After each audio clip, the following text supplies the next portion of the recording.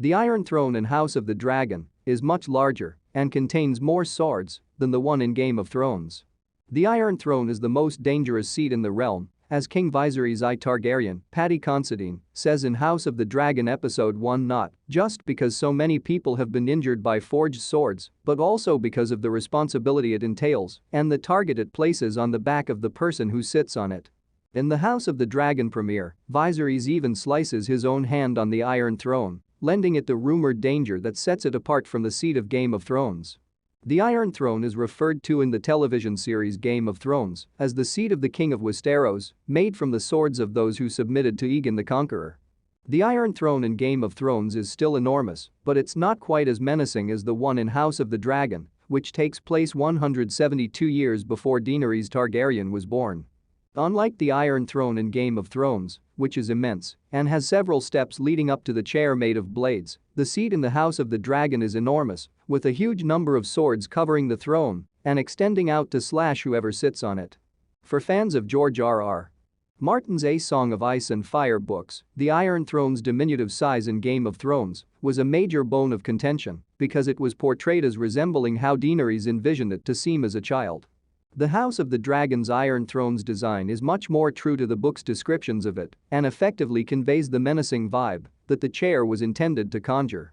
The Iron Throne in House of the Dragon manages to be more authentic than its predecessor, even though it still falls short of the chair's immense height and scale.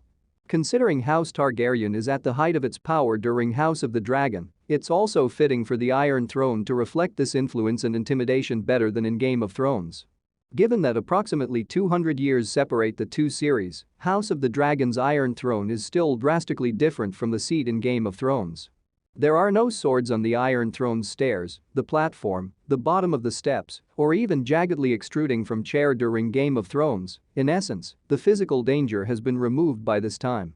The throne in House of the Dragon seems to reflect the way that Dany imagined the Iron Throne appeared when she was a child, which suggests that this is actually how it looked when the Targaryens sat on the throne. As such, the Iron Throne likely had a significant change in its appearance by the time Robert Baratheon usurped the crown and removed nearly all the Targaryen memorabilia from the throne room.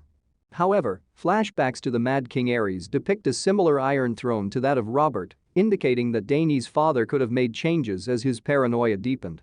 The Iron Throne had likely seen many gradual changes over the 280 years before Robert Baratheon unseated House Targaryen. It's reasonable to assume that each king that sat on the Iron Throne before him had made adjustments to the throne room and the dangerous seat during their reign, but perhaps saw the biggest change during Robert's rule. Of course, the seat after the time of Daenerys Targaryen no longer exists, as Drogon completely destroyed the Iron Throne after the death of the Mother of Dragons in Game of Thrones finale.